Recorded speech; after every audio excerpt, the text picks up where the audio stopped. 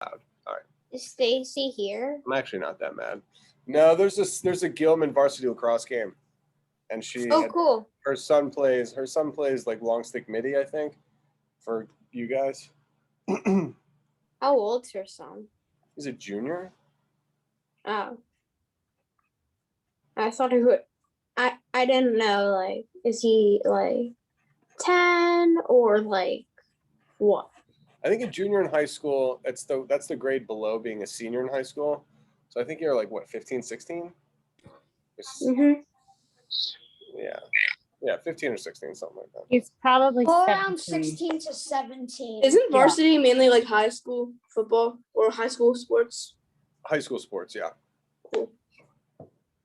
It could be 18.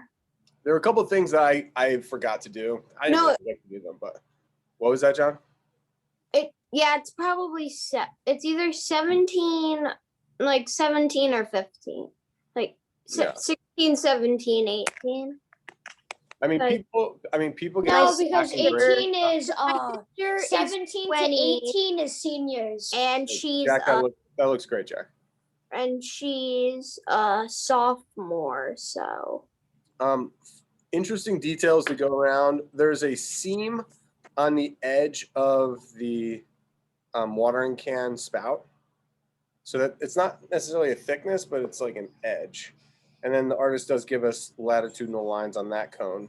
Hello? There's also a thickness to the inside of the watering can, so we can add a thickness there. And then it's interesting because what the artist did, a lot of times there's like a guard. I don't know if you can see this, but there's like this little guard, metal guard that protects the water from, if you pour it too fast, protects the water from spilling out over this lip right here. Now, what the artist did, because it's a hidden picture and they were being commissioned to like, hide images, they put a, what is this thing called? An umbrella. And I'm getting an umbrella, a really nice umbrella soon from Brown Advisory. So I'm going to put a big B on that because that's going to be my future umbrella. Some of the creases, they added this this dotted line. All right, well, there's got two handles, and I might pick this up a little bit because I would do, what time is it? 4:13? Yeah. What I would do if I were you all is you want to get where the starting point is on one side, and then you want to come across the other side and see where it's going to end. So you're not like all over the place with the angles. So I'm going to do the outside of the handle, it goes up. Do the inside of the handle here, it goes up. And then I'm going to come up and turn the corner at a 90-degree angle, seen from it's actually, it really is a 90-degree angle, but it's at an awkward angle because it's in foreshortening. Ooh, I ran into some, not problems, but that's cool. Okay, so I'm going to add the thickness to the side of my handle on the left here to make up for some of my sins. I'm going to keep it darker so I don't have to erase any lines, and then make the far side dark as well. Cool. I recovered from that one. For the record, oh yeah, you guys can go back and see the tape when you see what I messed up on. I'm going to erase the construction lines of the lips underneath the handle. So that handle is now in front of the water part. Sweet. Looks good.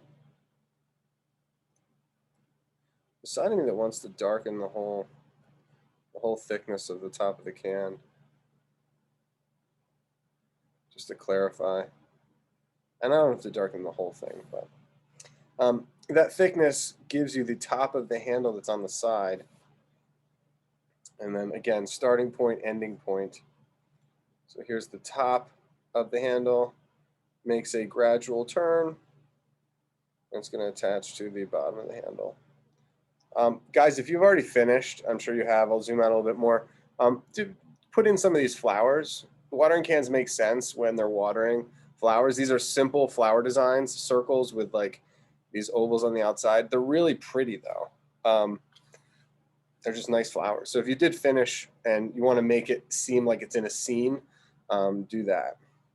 So I'm going to do the inside, the bottom, which leads to a slightly narrower inside of the handle, and then it disappears under itself. So now I add my thickness. And I'll use the symbol for the thickness, just darkening the line. You could draw a second line and not fill it in, but in my case, the thickness of the other handle I just filled in because I made that mistake, and so now this becomes like the code for the thickness of the handle. There's some bracelet lines that are not curving; they're straight line bracelet lines, long ways and sideways. Dang, that's good. Underneath that angle, there's some more shadow. You can go X, Y.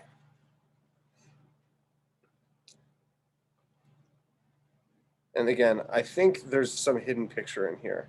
I don't know what the hidden picture is, but, or maybe it was supposed to be distracting. I don't know. Or maybe they just were a little bit lazy. Maybe the sprout was like a pizza. I don't know.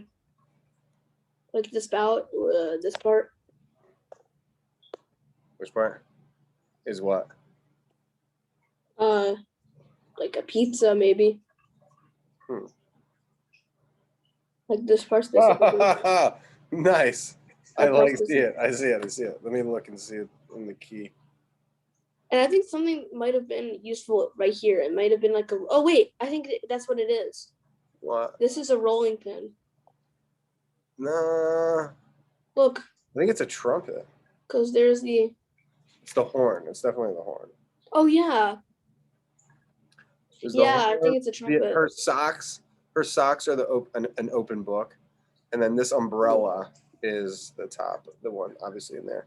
I was looking for stuff in here, but I don't think there's anything there. But I love that pizza. That totally could have been a hidden picture. Because the button is really small. Oh, whoops, sorry. There's also the two umbrellas is right there. There's 2 umbrellas? Yeah, it says on the Oh yeah, this one. Where's this one? It might be. Oh, it's up in her hair. Oh, probably. It's up here. Oh yeah.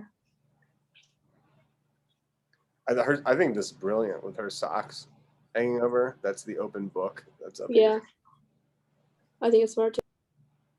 All right, so I got the piece that I really want to draw today. Well, as we sketch the flowers, we can talk about it. It's a rooster that Picasso made, and at first look, you're like, oh, it's just like it's a crowing rooster,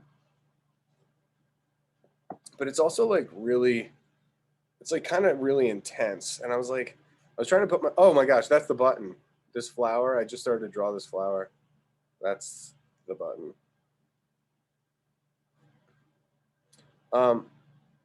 There is a period like leading up to World War II of like, peacetime. And he made this drawing right before the outbreak of World War II, like probably about a year, like within a year. And it's like, there's like a stress and a tension to it that it's like, it's kind of cartoony, but it also might be like, it might be like a metaphor. I don't know if that's true. I need to like probably read about it, but that was like, when you see it, it feels cartoony, but I think there might be more to it. And well, it's full of like really solid shapes. It also is full of eraser marks that are used as drawing marks. And that's the other reason why I wanted to do it. I erase lines to like correct them. I don't necessarily like, for example, if I could like shade the side of this cup or the watering can, I could erase to make like an interesting texture. Like I can actually blur out, smudge some of my marks intentionally to make the picture, like more tonal or have like kind of an interesting mark to it. And Picasso really is, I mean, he really was a genius. I mean, some people like him, some people don't like him. His output was like unbelievable. And he was making art in like a really challenging time. I mean, he lived through, he was trained in the end of the 19th century. So he was in the shadow of like Van Gogh and, even like the other French, the French painters like Ingres and Delacroix, like the whole 19th century, France was like king. And he was this like Spanish artist that came in. And, he really helped define the work of the 20th century. So he made art through both world wars. He made political statements. Again, whether you agree with them or not, it almost doesn't matter. It's like he was an artist that was incredibly influential and refused. A lot of artists stopped making art because it was like hard times, and he kept producing relentlessly. And there's a lot to be said about that. And he was kind of like ferociously independent, and defined like. He invented a variety of movements. He invented movements that people haven't even cataloged yet. He was, I mean, just so prolific. Okay, can I see what you guys got on the watering can? We just hold it up. I didn't get very far on my flowers, but yeah. Cool. A lot of water. Charlie, that thing's gonna hold like 4 gallons. I love it. Nice. How about Xavier? What you got? Kristen, are you sketching? No. It's okay. Nice, John. Nice, Xavier. Okay, great. Good work. I'm earning your Brown Advisory umbrella. Nice. See? You draw and you shall receive. So, yeah, that's be careful. Be careful what you draw, because you'll probably get it. Okay, here we go.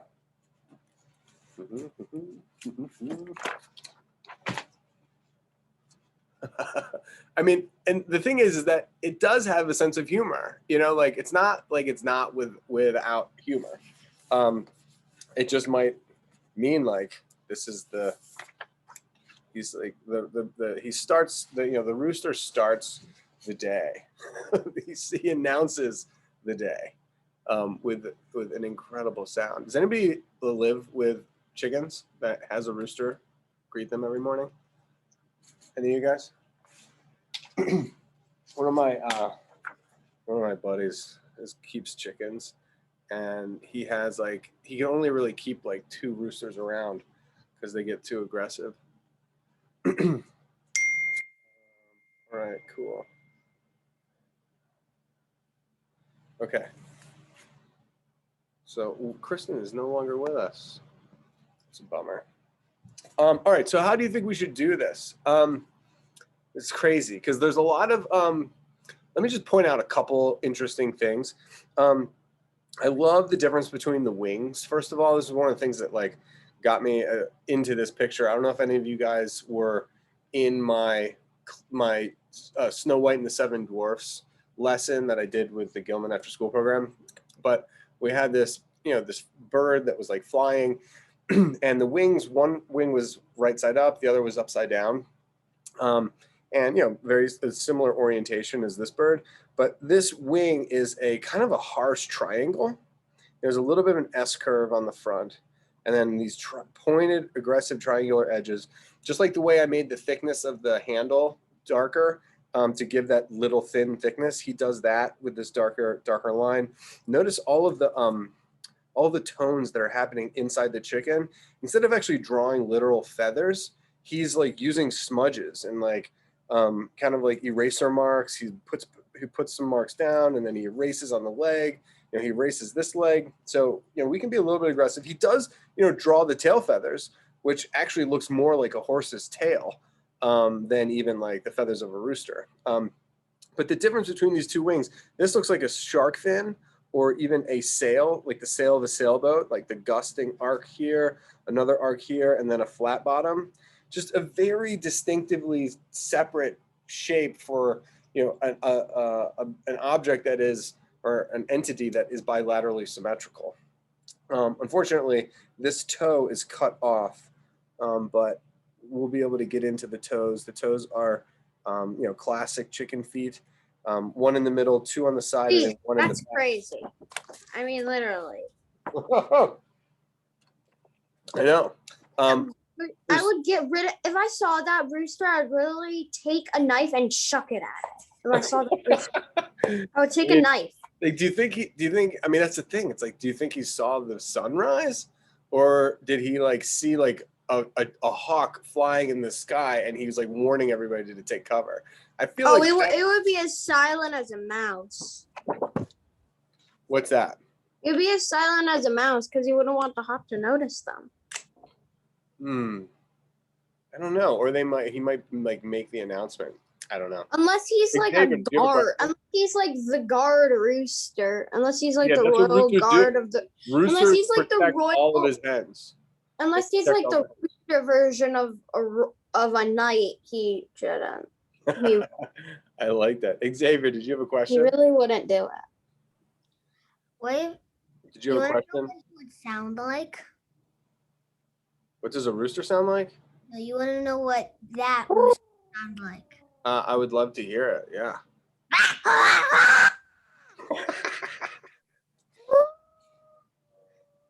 You're right. I think exactly. Okay, so this is gonna get funky, guys. Know that you can do. Know that you can it can take almost any proportion you want, and there's so many different ways that you could sketch this. I'm going to start with kind of a traditional method.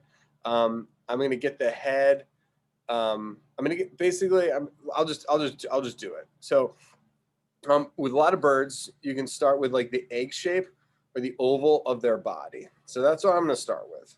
Wait, Picasso did this? Yeah, this is a. Was he at a Halloween party?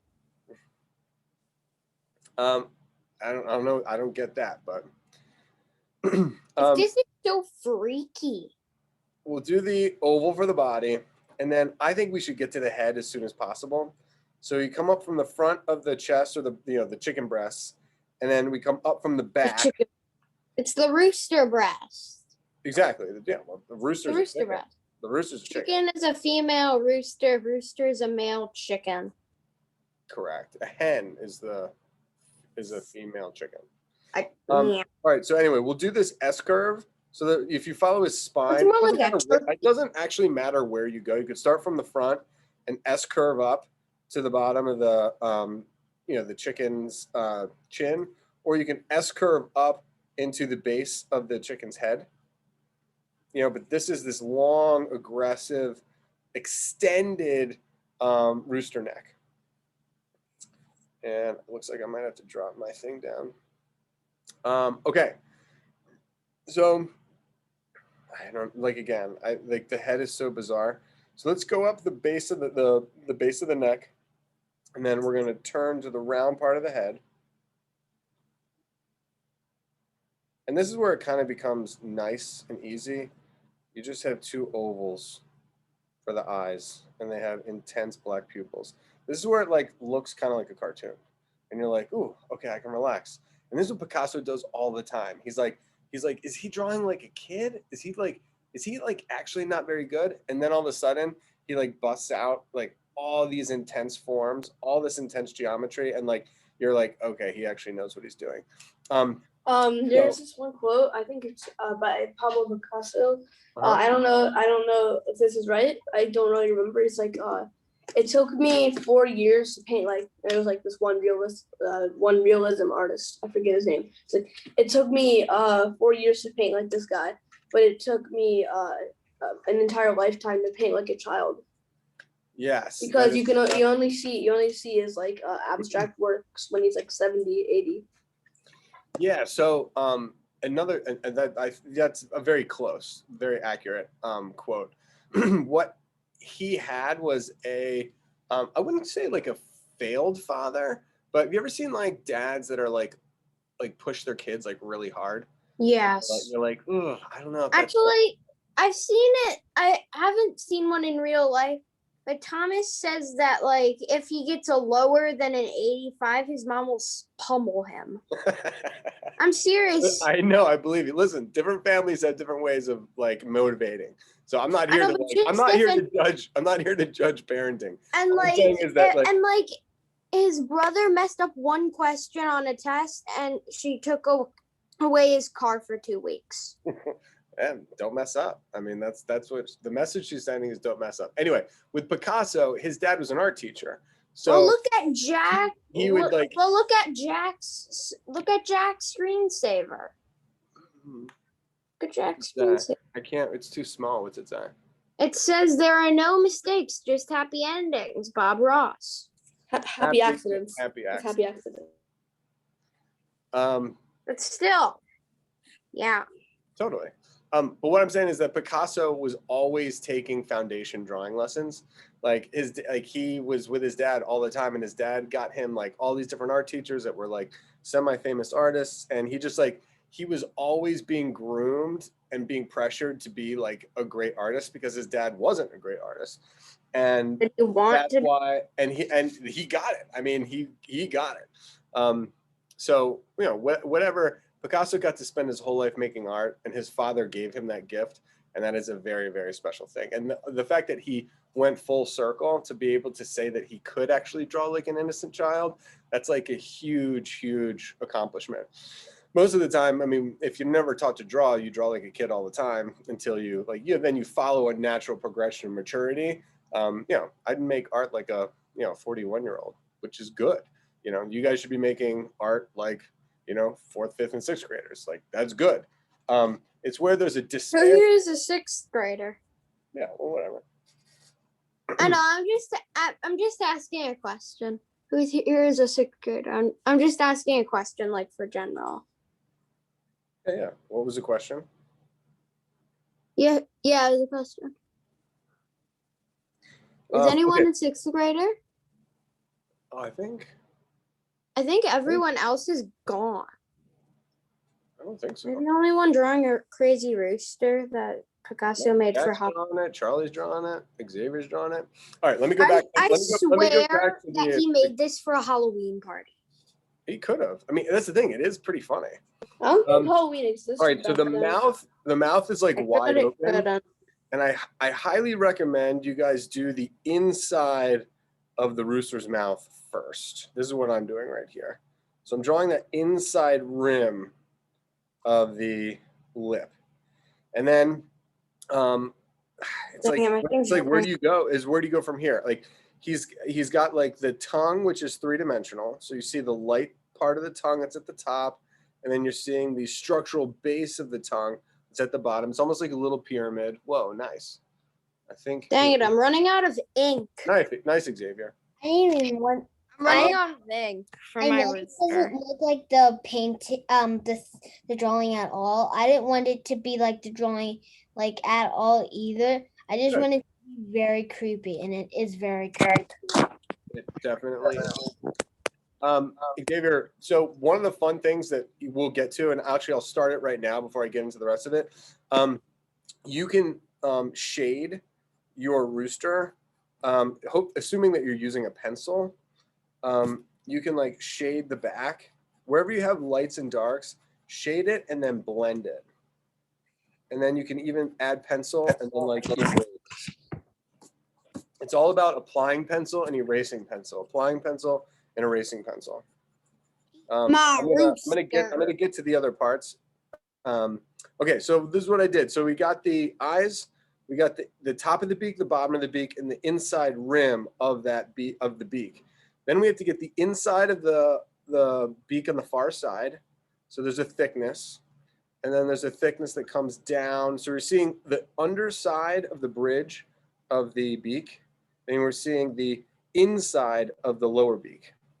And then the tongue is coming out, assuming that it's attached. You know, you don't really get to see where it's attached, but the bottom part is a little bit darker, and it enters into the cavity, which is the hole of the rooster's mouth. Couple details, 2 nostrils. You probably wouldn't see 2 nostrils, but by seeing 2 nostrils, he's showing that that rooster is moving his head to the side a little bit, left, right, left, right. And then he's got these crazy spokes on the top of his head, which, and they're not really spokes, but they're they're what are those? What do you know what that part is called? What's that stuff what's the thing that's on the top of the rooster's head? Either way, imagine if you have a bird and you want him to have like an expression. You could be Dude, like, did you just have that in waiting? I mean, I just grabbed a random drawing that I had. So you could make him have an expression like this, or you could open his mouth and make him look like he's shouting like that. There's no exact, he doesn't give you those extra lines outside the form, but what he does do is he gives you the lines, the part of the drawing. Like you see these lines that are on the top of the head, these little triangles represent like the expression. Like they equate to these lines that would radiate out almost like, like the cartoon expression. And Apparently the fact that they're jagged and the fact that they all radiate out from the rooster, they really offer an extreme sense of expression. Apparently the top of the rooster's head is called the comb.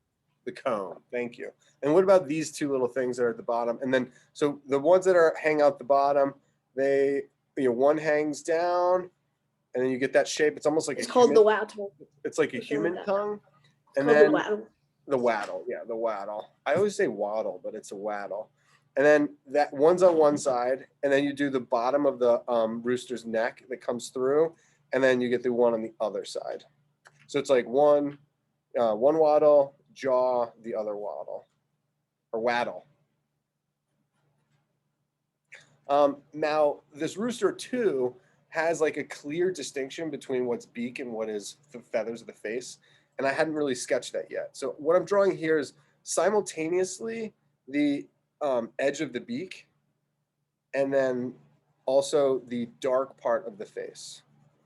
So that line I put in here, that line is going to be diffused into the dark feathers of the face. Now what that teardrop is could be an ear. You think that's supposed to represent the ear hole? I don't know. I don't know chickens well enough. I mean, I know how to cook them real well. If you're using like Bic pencil, it doesn't matter. Even if whatever pencil you're using, if you press really hard with the eraser, it will actually erase. If you press down with the eraser lightly, it will actually blend it. And sorry, it just kicked me out. Yeah, no, I'm sorry about that. It's all good. See how there's thick pencil at the corner of my eraser right here? That buildup, if you go lightly, you can actually use your eraser as a blender.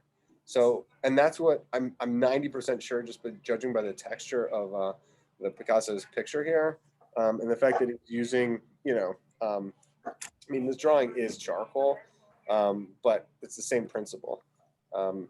You actually blend with your eraser. A lot of times they'll use a little piece of leather.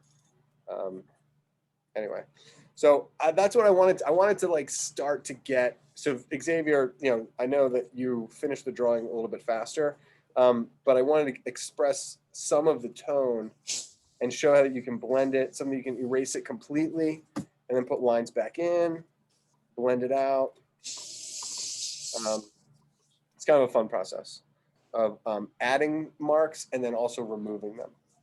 It doesn't all have to be additive, and you don't always erase because you made a mistake. You erase to get cool textures and tones. So I noticed I just filled in some of the comb. I laid in some pigment that ran this way to show the expression, and I came across and blended it out with my eraser, not erasing it, blending it. I will erase the extra expression lines though, so I want to stay true.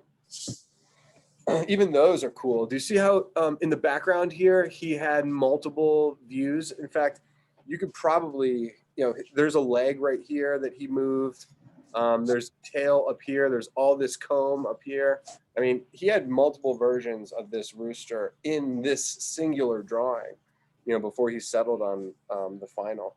It looks like there's a tail on this side. It looks like he had the rooster facing the right. See this tail? See the remnants of that rooster tail on that side? I think he reversed the whole thing. It's cool. Okay, so as we move on, I'm just gonna draw the parts, and then you guys can color them in as you go. In terms of unity, having this waddle be first, and then the jaw be second, and then this further waddle be third. It's actually very similar to the way the legs are arranged. So you do a trapezoid for the right side leg, and it leads into this joint. And then the belly comes up, and then you have the leg on the other side, which then leads into that joint. So that's kind of an important ability to put one thing in front of another, We've got the S curve for the front of the wing here, S curve front, relatively long, thin, flat top of that wing, and then a sharp closing off of that triangle. We have, mine's gonna be a little gimpy, or maybe I'll just turn it. I'll angle it down. So this wing is gonna go down on that arch, then we're gonna get an arch bottom, and I'll do a little bit of a flat bottom. I'm just doing that so it fits on. But the principles are the same. Darkened underside, darkened underside. There's some aggressive marks to make it look like wing feathers. Sweet. The neck transitions to the lower back of the rib cage. That disappears behind the wing. And now we have to get the tail feathers in there. Tail feathers, Picasso was obsessed with horses and bulls. Anyway, I think if you ask me, this looks like a tail to a horse. So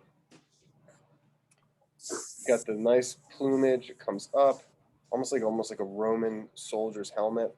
And then these aggressive lines, the S curve on the bottom, and the tail comes up, and the rib cage enters on the bottom, and the tail comes up, and then you get these tail feathers. The darker lines are indicating the shadow. So they're thicker, darker lines on the bottom. They make these really nice arches, and they pass, sometimes some of them pass even right through the wing.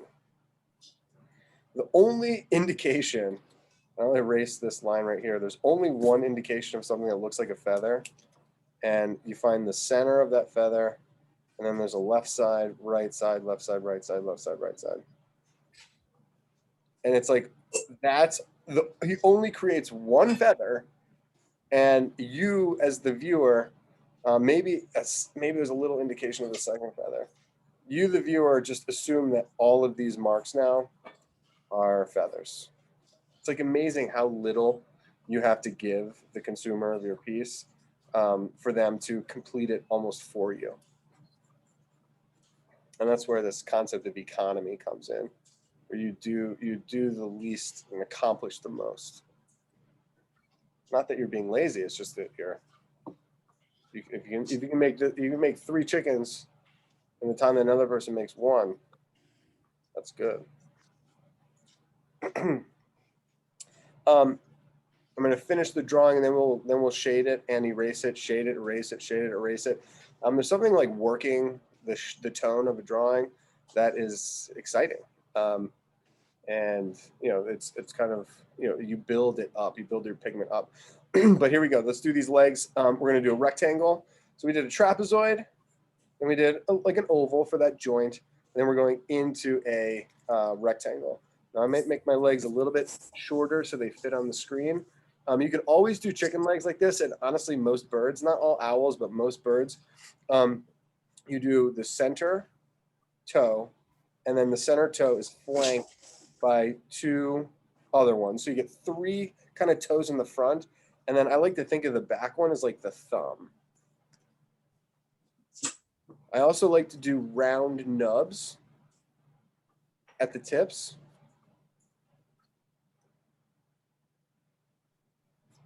And then you get these epic nails, and they're not really nails, they're talons.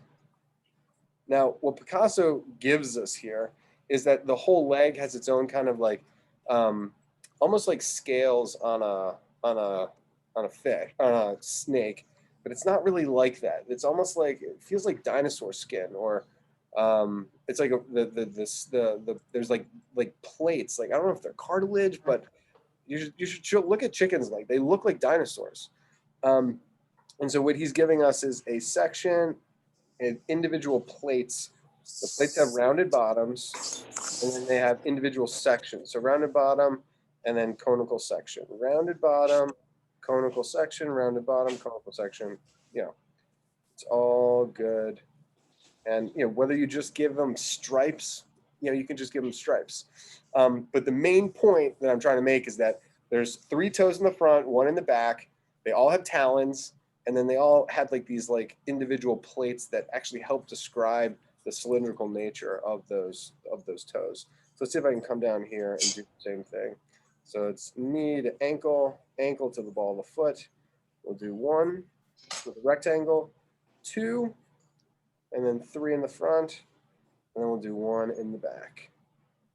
And once you have that formula, you don't have to copy his exactly. In fact, this toe looks broken, if you ask me. And that might be also part of the discord, you know, meaning part of the awkwardness of this piece. I mean, this guy, you see 2 nostrils. Jack, the fish Discord, yes. Yes. Back here. This is my piece. This is where you get some Achilles. You get Achilles tendons back here. Yeah, dude. This is my That chicken. looks awesome. That looks awesome. Thank you. Thank you. Put this on here. Round balls of the tip, you know, the tips of the toes, talons,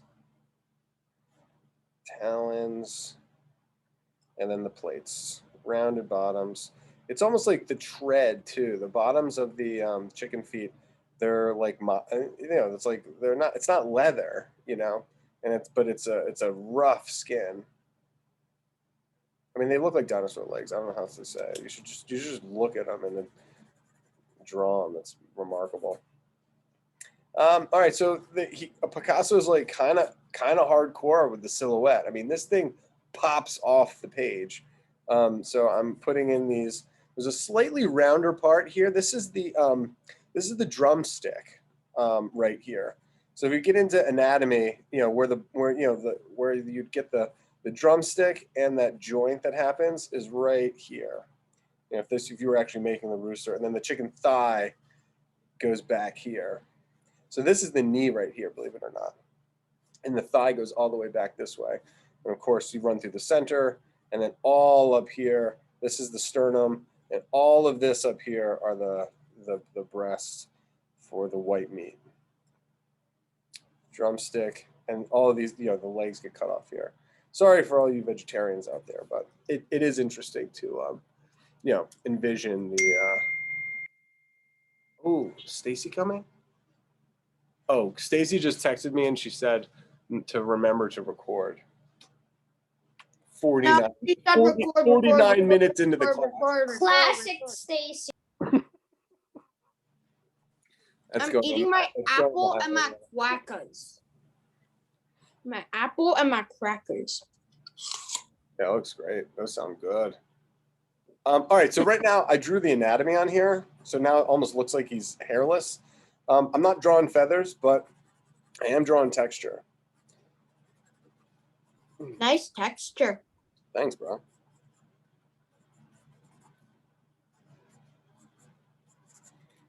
And I'm not trying to spend too much time on this. No, I am actually. But I feel like you guys finished already. Is anybody still working? I guess Charlie's still working. Good work. I'm done. Excellent. I wish I had a follow-up. I wish I had like a second Picasso bird for us. I don't. But there's gotta be something good. That we could crank out in 10 minutes. Maybe a black cap chickadee. A what? A black cap chickadee. It's a type of bird.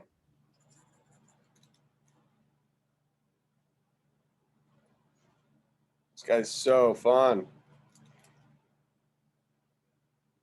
So I'm not intensely blending my graphite, but I am smudging it a little bit. And honestly, the more graphite that's down, the easier it is to smudge. And if Bic Pencil does not sponsor me after this video, I do not know. I don't know who's going to sponsor me.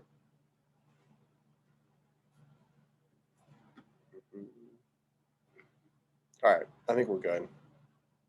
I'm going to juice up my silhouettes a little bit, put in some finishing touches, maybe some finishing blending strokes.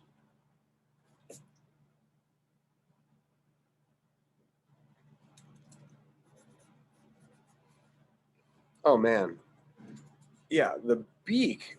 God, the beak is so bold. I'm like trying to think what is like the most important part of the picture. But yeah, the beak has got to stand out. Like sheen on here.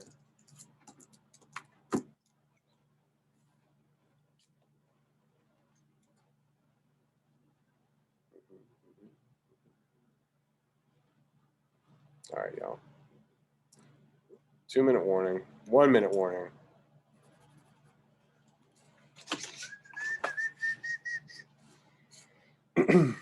What's on the other side of this? Ooh, that's cool. Do you want to just sketch what's on the other side? I don't know who it is, though.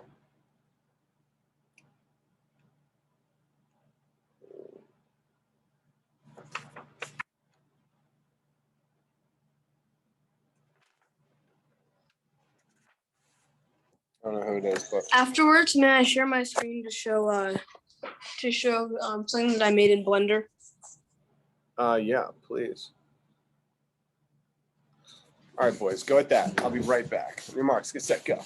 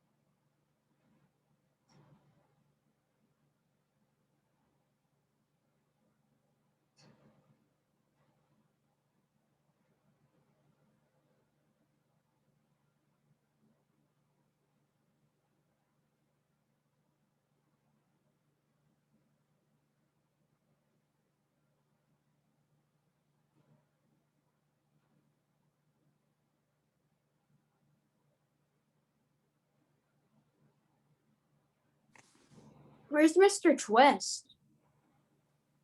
No He idea. left. He said he'd be right back. Okay.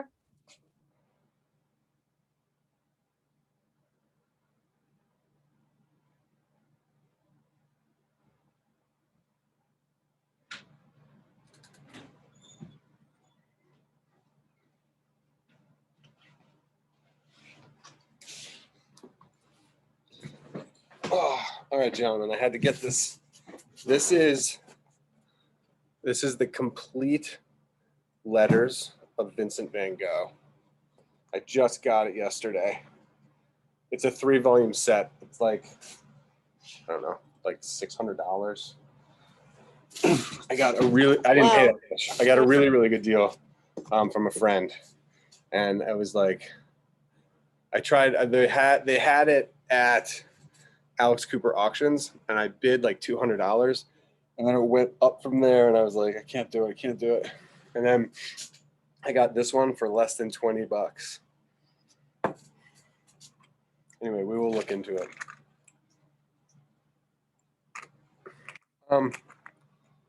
Jack, let's see what you got. We got a couple minutes. We can just do a review. This piece, by the way, is amazing because you have to like you can't really, every mark is like really decisive. And it's like a nice little room. Feels like a pleasant scene. What is it? Is it like a lady drawing? Yeah, I'm not sure. I think it's like a lady reading. But I would be better if she was drawing. She had to be drawing because look, it's got these pictures look like they're all like drawings like taped on the wall. They don't look like paintings hung in like a regular house. Because there's brushes over here. Brushes on the table. She's got her cat. Looks like some jugs. Maybe she is knitting. What's that? She could be knitting. She could be knitting. She could be a model in the artist's studio. So this might not be her studio. This might be the artist's studio, and she's just sitting there, and he's doing a portrait of her because she's got her glasses on. It looks like she could be reading the paper or knitting. Yeah, the knitting. Those 2 marks look like they could be knitting needles. But there's a cat. There's an open chair. You know, the open chair might be, the chair that the artist would sit in. And that piece, that portrait behind her, interesting. Jack, what did you want to show? I can't. Am I missing it? Yeah. Okay. You can hear the blow dryer in the back or whatever it's called. There's somebody working outside. It's all good. This was my. I could only draw the chair. Yeah, the chair. Honestly, I think the chair might be the best part. And then I love that like the pictures are like emerging out from kind of the absence of the artist. I don't know. Didn't you want to show another drawing? Yes. Remember how I did 3D artwork? Yeah. I think I've gotten a lot better at it. Do you mind if you just, the reason why I was trying to do it at the end, do you mind if you stop screen sharing? Because I can screen share. Yeah, let me stop it. And if I stop it, you can automatically do it, right? Yeah. Okay. I think. We only got 2 minutes left, guys. I don't even know. No, I can't. It says only host can share in this meeting, so I think all you have to do is just like go into the meeting settings and change like people can share.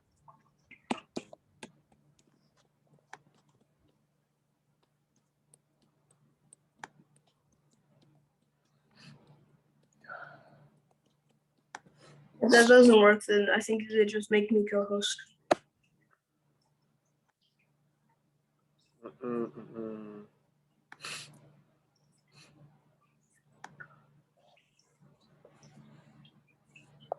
So I'm like, I'm in more. Reactions, security, share, participants. Share. Just share work. Oh, it's all right. I think you can just make me co-host.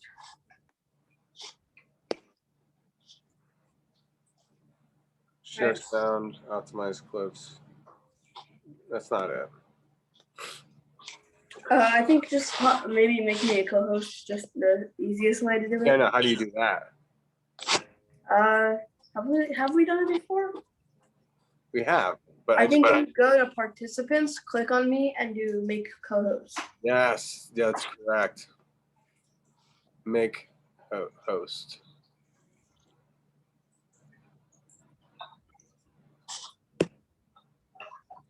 All right, you are now the host.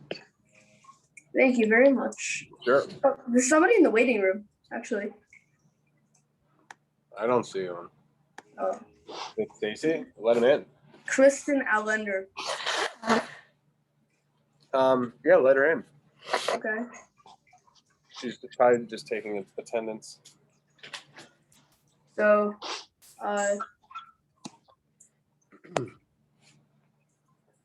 can you see my screen? I can't. I Alright. think I'm about to. Whoa.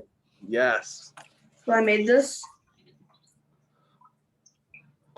In motion. I had to edit in Blender. I made it, but I had to edit it together to make it longer. But Where did you make that? it's kind of a weird car, like, cause I just made it within like 1 hour, cause like the windows are like, it's like a whole. I made this to my friends as a joke also, because like the windows, who needs separating windows or a sunroof, you know? You're like zoomed in really far. What do you Yeah, mean I think it sounds separated? I but don't who needs really like mean who by needs separated windows or a sunroof? And I've also been experimenting with like realistic stuff. So Where did light- you make the light this? is nice. Looks like you made it I made it in the virtual. 3D. Yeah, no, I made it in the 3D. Yeah, because I made it in a 3D Isn't- software. Because I know, like that isn't pencil. Markers are a little see-through. Everybody. Are you talking to me? Yeah, markers are a little see-through. Crayons are a little chalky. No, I didn't make this with. I made this on a 3D software. I didn't. I draw know it. that. I was wondering, like, I was thinking that because I remember you shared that. Remember with the talent Yeah. show, you did a cactus thing or Yeah. a desert thing. Yeah. That was cool. I added sound to it. This was last Wednesday. So if you could hear that. Oh yeah, I can hear And so yeah, that's basically what I've been doing. I've been it. Wait, experimenting. you made the cranking gears? No, I just searched up the sound effects, but I made the animation of what you see on the screen. So like the car and the gears. Yeah. I made this. I've been experimenting with like more Is realistic. it on stuff. an app or what is it? What is it? Yeah. It's, What 3D platform did you use? It's called Blender. Yeah, Blender. Okay. Blender. Yeah, my buddy does. And can you actually 3D print off of Blender? That's what I was wondering. I think you actually can. I just don't know how. I've heard you can. I just don't know how. You got to have a 3D printer, but I think Gilman has one. They must have one. Yeah, I'll try to figure out if I can. Wait, I actually have to go. You're the host. You guys can hang out. Bye. It only works with Bye, y'all. Toolbox.